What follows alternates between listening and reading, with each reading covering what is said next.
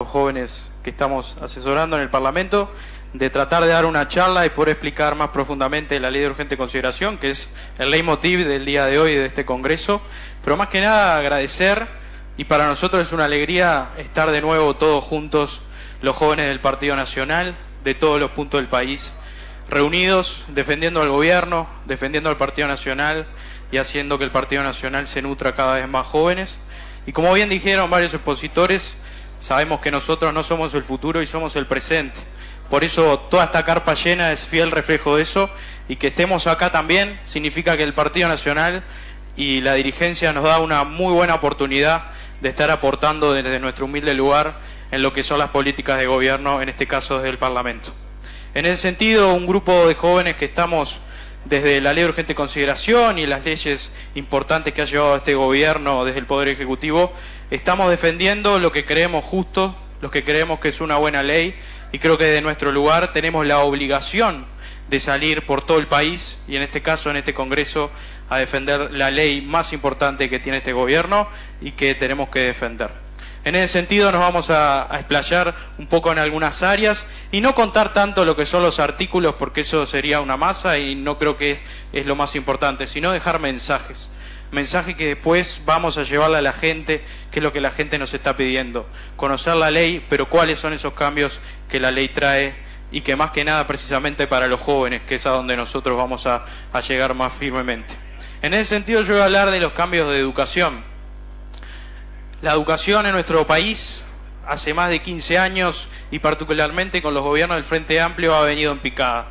Todos sabemos que las evaluaciones y todas las investigaciones que han hecho organismos internacionales en materia de educación en nuestro país han dado que estamos equiparados con los peores países de Centroamérica y de África, cosa que nosotros no nos dignamos de ser responsables, porque tuvimos gobiernos del Frente Amplio que han hecho trizas la educación pública de nuestro país, jactándose de que ellos venían a defender la educación. No sé si se acuerdan de Mujica, cuando en su acto de asunción dijo educación, educación, educación, y lo que además se olvidó fue de los jóvenes, de los niños que son el futuro de nuestro país.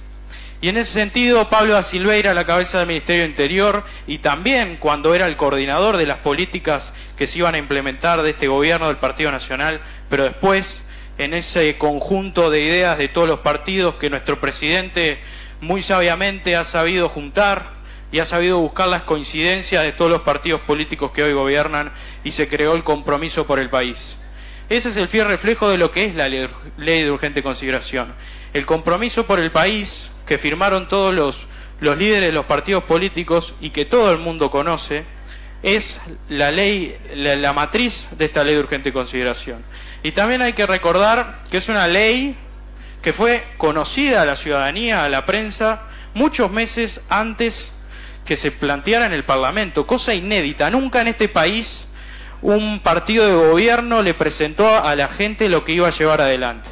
Y también fue presentado en todos los programas de gobierno, porque si vamos a leer cada parte del Compromiso por el País, vemos que en materia de educación lo que se plasmó allí, lo que en materia de seguridad se plasmó, es todo lo que se acordó y todo lo que estaba a la vista. O sea, de estafa nada, eso es una mentira. Y acá lo que queremos venir a hacer es a desmentir todas las mentiras que el Frente Amplio ha dicho en el último tiempo, la campaña del sí.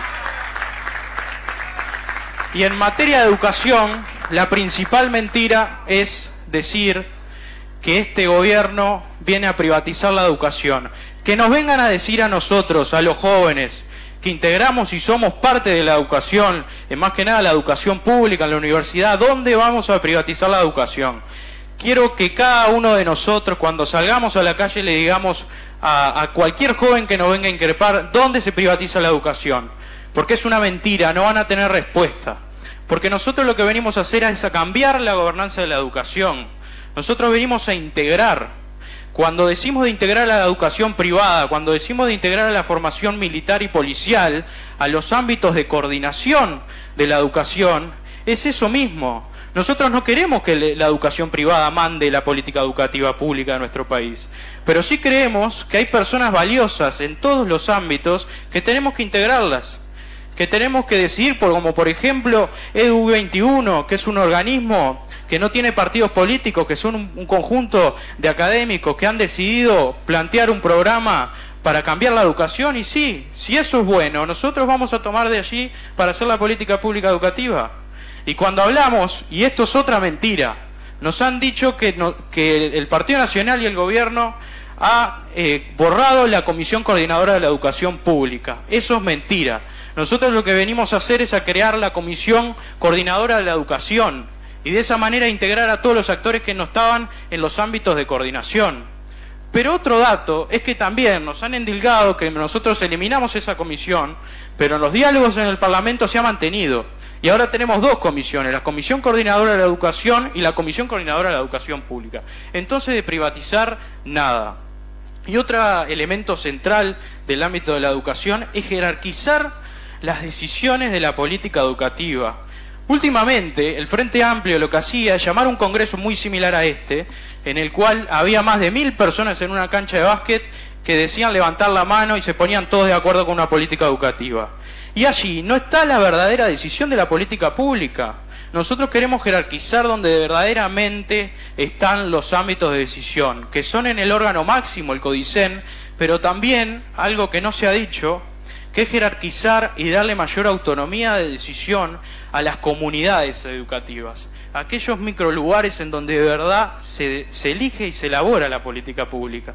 Porque en los centros educativos, en aquellas escuelas rurales, en aquellas escuelas de contexto crítico, ¿quién más va a conocer la política educativa que debe implementarse en ese contexto que la gente que la vive, que la gente que está en ese contexto y que la gente que sabe cuáles son las necesidades? Entonces allí es donde se crean centros colegiados de decisión, integrando a los docentes, a la formación no docentes y a los estudiantes, todos en esos ámbitos de decisión, jerarquizando en aquellos lugares donde tienen que estar. En el CODICEN, que se le da mayores atribuciones, eliminando los consejos desconcentrados por direcciones unipersonales, las direcciones gerenciales, y en los centros educativos. Nosotros en este sentido no estamos en contra de ningún congreso, no estamos en contra de los consejos consultivos, porque este gobierno los ha mantenido. Y nosotros creemos que todas las voces, el sindicato, la sociedad civil, las organizaciones sociales, en la ley de urgente consideración del tratamiento, se recibieron más de 160 delegaciones sociales, que han cambiado en gran sustancia lo que es la ley de urgente consideración. Entonces, nosotros no vamos en detrimento de todos esos ámbitos, pero lo que queremos es generar una política que tenga resultados. Y para eso necesitamos gente que se haga responsable de las políticas que se llevan adelante. No puede ser que la política educativa tenga 19 cabezas que se hacen responsables generando una disolución de responsabilidades. Nadie se hacía cargo de nada. Y los representantes del Frente Amplio y del sindicato que estaban en el gobierno y que están en la oposición no se hacen cargo de las políticas que llevan adelante. Nosotros en materia de educación, para cerrar y darle lugar a mis compañeros, creo que tenemos que quedarnos con ese concepto. Desmentir que la educación se viene a privatizar. Al contrario, viene a ser una educación integradora. Decir que se viene a jerarquizar los ámbitos de participación y llevar la resolución de la política pública educativa donde tiene que darse, que es en el CODICEN y en los centros educativos. Y por último, buscar la transparencia que se ha jactado todo este gobierno, que ha llevado desde el programa de gobierno hasta la política que está llevando ahora, y que es generando compromiso de planes educativas y un programa de plan política educativa que no estaba y no existía. No puede ser que el Ministerio de Educación no tuviera un plan de política educativa para llevar adelante estos 5 años. Estábamos jugando con cartas blancas, no sabíamos en qué se iba a llevar la política educativa. Y sí, falta mucho tiempo, porque los cambios grandes no se hacen de un día para el otro. Tenemos que preparar a la política la política pública educativa como una política de Estado, en donde se escuchen todas las voces, y creo que allí es muy importante la voz de los estudiantes, y por eso los invito también a que nosotros como jóvenes nos comprometamos con nuestros centros educativos, estemos y alcemos la voz en todo lo que es la política educativa de nuestro país. Así que esos son los principales cambios en materia educativa, y vamos a defender la LUC con convicción, y creo que con los argumentos y con la verdad es la mejor manera de defender esta ley, que es la ley madre de este gobierno. Así que nada más. Muchas gracias.